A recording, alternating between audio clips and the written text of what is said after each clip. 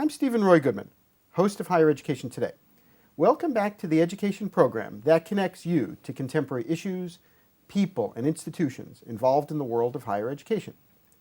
Today's show is a special joint production of the University of the District of Columbia and the University of Cape Town. I'm here in Cape Town, South Africa, where we'll be talking about agricultural training and education. Mohammad Karaan is a professor of AgriSciences at Stellenbosch University. Previously, he was president of the Agricultural Economics Association of South Africa. Marius Paulse is chief director for structured agricultural training at the Elsenburg Agricultural Training Institute. Welcome to both of you. Good to be here. Thank you. Well, thank you both for coming. Maybe if we can start with you, Mohammad, can you say a word or two about what the agricultural sector means in South Africa? How important is it in South Africa? Mm-hmm. Well, agriculture contributes about between 3 and 4% to the geographic product, the gross domestic product, of South Africa. But like in most countries of the world, it is a diminishing contribution. That's agriculture this side of the farm gate. Agriculture the other side of the farm gate, the so-called value chain, is an expanding part of the economy and probably contributes anywhere between 10 and 12% of the domestic product of South Africa. In other words, it could be a diminishing sector, this side of the farm gate, and it's a growing sector on the other side of the farm gate. What one could also say is that it is the biggest sector in the economy from a labor absorption point of view. It absorbs anywhere between 650 and 850 people, which means it's by far the biggest single employer in the economy. The service sector is bigger, but it's not a single sector, so to speak. Agriculture is almost double the size of labor absorption compared to the mining sector, which employs anywhere between 400 and 500,000 people. And how would you compare that to the agricultural sector in the United States? Would those numbers be similar in terms of if you adjusted for the population difference? Those numbers would be very similar. The US agricultural sector would be bigger in terms of magnitude, but in terms of contribution to the economy, it would be more or less the same, structure-wise. And Marius, you run a training center that helps students to essentially enter this field. Can you say a word or two about what you're trying to do with your training center? Yeah, the Elsenburg Agricultural Training Institute started way back in 1898 with very few students at Elsenburg in a very rural setting. When commercial farmers realize that they really need, structured academic training. So since then, the Elsenburg trained farmers, primarily in the production side of agriculture. But nowadays, and that is since 1994, with a new political dispensation, now the mandate of Elsenburg has been broadened, not to only focus on training of farmers, but also farm workers and rural communities in general. So in that instance, this college play a vital role in rural development and economic development in the province. We have a provincial focus, Western Cape, but in the industry like the wine industry, where Elsenburg is together with Stellenbosch is the only two institutions in the country training winemakers. Now we do train students coming from all over the country, and we also have international linkages in this regard. Well, you mentioned the wine industry, so let's assume I was interested in getting into the wine industry. What sorts of courses would I take? As said now, we actually, because we're a college within the Department of Agriculture in Western Cape, now our target group for training is all the clients or potential clients of the Department of Agriculture. For that reason, we have quite a diverse basket of training offerings that we offer. And that is training from farm workers, which in a lot of instances now are very lowly literate. So we do give skills training to them up to a first degree level. So in the wine industry, we start with short courses for farm workers, more on the production side, pruning, cultivating. Then we also offered for learners with say 8 years of schooling, structured 1-year training programs in form of learnerships, apprenticeships, and then up to the winemakers, which is a post-school, post-matric training that we offer, 2 years and 3 years training. That's interesting. And at Stellenbosch, you would offer similar course offerings as well? I think our training is staggered and builds on the kind of training that the college offers. We start with an entry-level BS degree in viticulture and wine sciences, and it proceeds to a more advanced level of masters and PhDs, but also more advanced in terms of areas of specialization. So you could specialize in viticulture, you could specialize in wine science, you could specialize in enology, you could specialize in wine chemistry, you could even specialize in wine biotechnology, and several other discourses like that. I need to mention that we have a cooperation agreement between the Stellenbosch University and the Agricultural College at the Elsenburg. So now our students can articulate from the college to the university, but we also share facilities and also lecturing staff. And the university have also a very significant input in the curriculum of the college. Yes. So they're very much involved in the training of winemakers, even at our college. So the college is more focused on practical training. If you want to be a winemaker, you'd probably want to go to the college and learn the art and practice of wine. If the university is more focused on science in various areas of viticulture and grape science, so to speak. But you could also be a winemaker by going to university and having a BS degree. But you would probably need, post your degree, more exposure in the wine industry, working practically in a cellar, or working with a winemaker who would teach you the art and craft of winemaking. This is really interesting because I've never really studied winemaking that much. So it's interesting that you have this collaboration between the training college and the full university. Is this an unusual arrangement, or do we see this arrangement around the world where we kind of have training and higher education merged together? Well, I think generally, this phenomenon we see all over the world. I've just been in the UK, and there we see, particularly this collaboration between universities and colleges, to the extent that some of the colleges has progressed to the university level. But here in South Africa, this was the first of such arrangements between Agricultural College and university, especially the AgriSciences faculty at the University of Stellenbosch. And I think the success of this cooperation has led to a national model for agricultural colleges in the country, which has been accepted to implement throughout the country. And this is basically based on our cooperation between the Elsenburg College and Stellenbosch University. So this also has started a new era for agricultural college training in South Africa. But I think what we could both say is both our institutions are roughly 100 years old.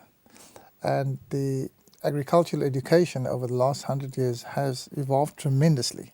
In fact, you see the same kind of revolution that you see in the food industry, with industrialized food and sophisticated value chains. You would have similarly seen in the agricultural education that same kind of revolution. Whilst in the past there was a large focus on production, how to produce, I think we were quick to realize the last few years that, for instance, good wine does not get made in the cellar.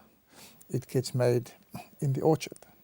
And a good orchard does not get made just by having good orchard practices.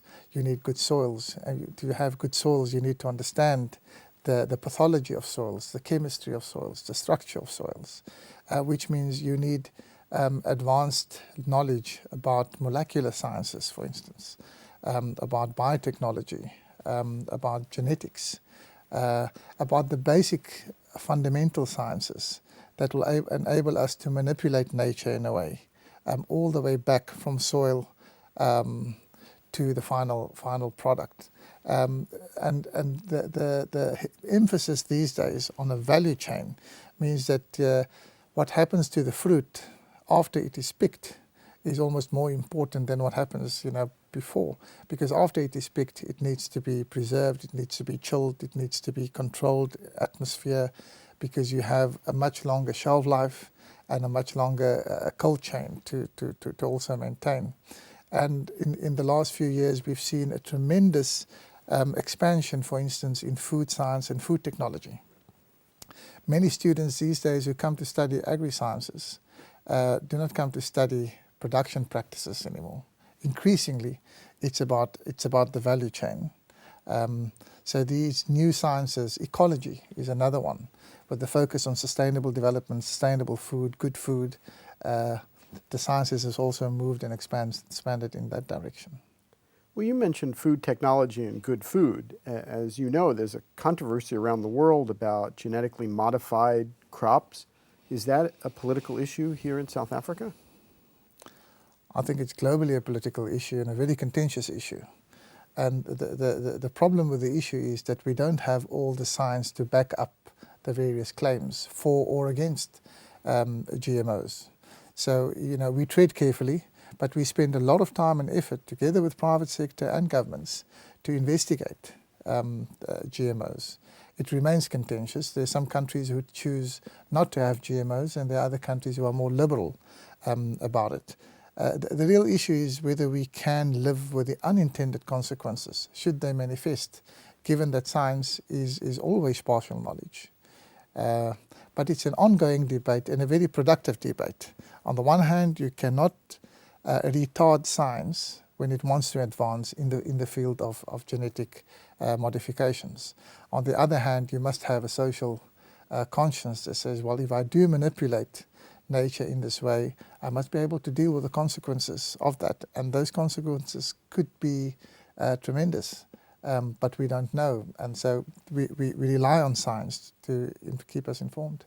Do you have a course about this at Stellenbosch? We offer courses in biotechnology, which are based in the molecular sciences, which are based in genetics, basically. So we have fields in biotechnology. We have it in plant sciences, we have a biotechnology field in wine in particular, and in food sciences. Interesting. And in Elsenburg, at the Elsenburg Training Institute, do you do anything involving what we're just chatting about, or do you leave that on the university level? So, we're not doing basic research at the college. No, what we do is more adaptive research and also demonstrative trials that our faculty members do with our students.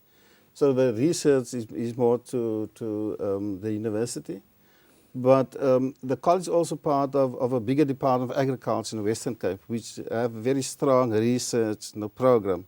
So the college, we don't do research as such, but we involved. No research is no training. I can also mention that although Elsenburg College is very known for its training of winemakers, that's not the only agri-processing that we're doing. Our students make olive oil and other products that they do produce. But with this change now in the whole sector, and also our strive for economic development and job creation, which is one of the provincial strategic goals of the government of Western Cape. Now, has also been a very strong focus on our college curriculum to include value-adding agro-processing in our curriculum. I think that's a very significant addition to the training of college students, which will at the end enter the labour market as farmers, but also advisors in the sector. Well, that's interesting, because if you think about it, I mean, there's a market for olive oil throughout South Africa and around the world, and if you can train more students and create more jobs, then that's exactly what the private sector ought to be doing in conjunction with a training college. Yeah, so we see a lot of, say, private sector interest now in college training. So we currently partnering with different industry organizations to add to the training and become involved in that. But that's the way we'll go. Past is the days that farmers can only involve them with the primary production of products now and forget about what's happening when that product leaves the farm gate. Well, what you just said reminded me of something that there's a political debate in the United States every year about farmers who basically throw out food and they don't use the food they produced. And I've never quite understood why farmers do that. My understanding is that there's some sort of overproduction, and because of the overproduction, they then have to throw out food. Did I understand that correctly? I think Mohammad have referred to that, that we're looking at the whole value chain. And I think, when you look at a viewpoint from, say, a food security side and food insecurity, that is a challenge to us. Then we say, no, we can't afford to do that now. We have to use whatever is produced on farms in some or other way. And looking at the farm as in a holistic way, where you say you have a farmer, the producer, but also people making a living on farms, now are farm workers. We say not only for economic development, but also for social development. That creates opportunities for women, for the youth on farms to get involved, but also to use that opportunities for agro-processing, to empower themselves, build their capacity, and also to change their lives for the better. I think you raise probably one of the most potent debates about the role of agriculture in the world today. Soon the world will be 9 billion people. And the question is, will the planet be able to feed all those people? And on the contrary, you have massive wastage of food, overproduction. So how does one look at it? The truth is, throughout history, the world's ability to produce has always been greater than its ability to consume. In the last 100 years, we've had more surpluses than we've had shortages. So the real question is, would we be able to sustain this? Because the planet is running thin on resources, water especially, but several of our other resources are running thin, and we need to be able to produce. Now, I'm not too concerned. As a scientist, I know that our ability to produce still exceeds our ability to consume, because productivity gains, efficiency gains, and this wondrous thing called nature just has an immense complexity and ability to feed the world. So I'm not concerned whether we'll be able to feed the world. The real issue is, how do we feed the world? Our problems are distributional. For instance, you have starvation in much of the world while there's overproduction in other parts of the world. So it's the distribution of food and the cost of that distribution, the transaction cost of getting food to people who actually need it. But once you get it there, the question is affordability, and it's about the quality of the food. Now, not everybody is able to pay for the food. And the bigger issue is then the quality of food. Most of the diseases in the world today come from what we consume and how we consume, whether it is obesity or any of the diseases, coronary diseases, etc. Are lifestyle diseases that come from the nature of consumption. So there's a big move in agricultural education towards consumer behavior, understanding consumer behavior, and then influencing consumer behavior. So you can combine the production of good food with the right kind of consumer behavior. Interesting. Well, you mentioned in what you just mentioned a second ago about food going to all over the areas, rural areas in particular. How does food get to the rural areas, and what's the economic incentive for a food company to distribute food to a rural area when they could distribute the food to an urban area and essentially make it more profitable? A major concern. Food in rural areas are often 20 to 30% more expensive than in urban areas. So the poor pay more for food than the rich do. It's about the efficiency of distribution. But it's about more than that. In the past, rural people were able to produce much of their own food and wholesome food. Unfortunately, in a country like South Africa, in many other poor countries, the ability of the poor and the rural people to produce their own food has been diminished for various reasons.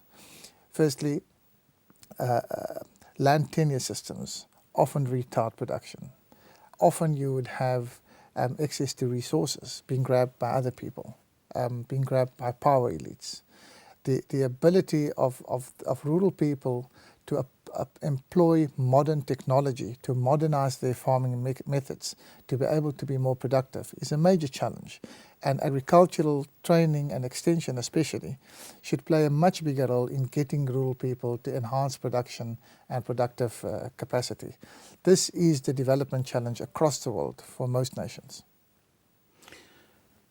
I agree with Mohammad, but I think also that although distribution of food in the urban areas it's much easier, there is a problem with people in urban areas to access that food because of the price of it and because of the challenges of unemployment.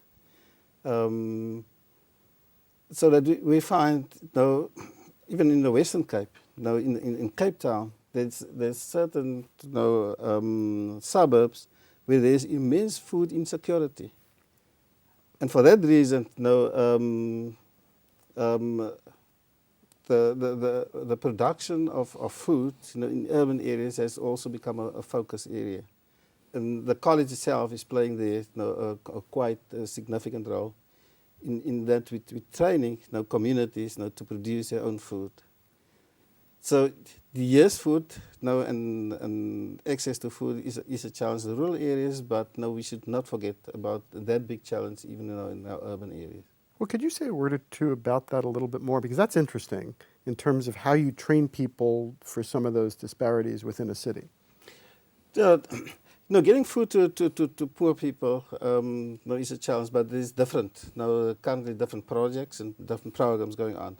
We have, a school feeding scheme nationally, and the college linked into that. In that, we engage with schools, with learners at schools, trying to first encourage them to study in agriculture and to stay in school, to complete the school career, but also to bring to them awareness of where's food coming from, and also love for nature, love for science, and so on.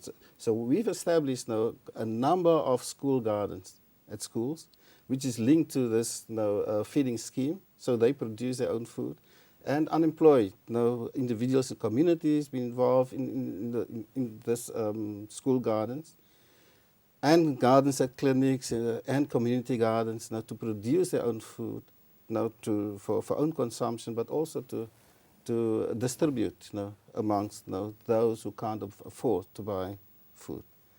So we play there with the Department of Agriculture Extension Service. We play there a role in training these people, and trainers who again can go into communities to educate and train and develop that sort of skills again. Fair enough. We only have a few minutes left, so do you have any advice for people who are thinking about entering this field? So a young person watching this today, what would you tell them in terms of when they're thinking about entering the field of agriculture? Nature is a wondrous thing, and once you have a bent for nature and you want to study it and you want to be entertained by it and you want to grow your knowledge and be inquisitive about it, agriculture, AgriSciences, the natural sciences is the field for you, and you can enter it from various disciplines.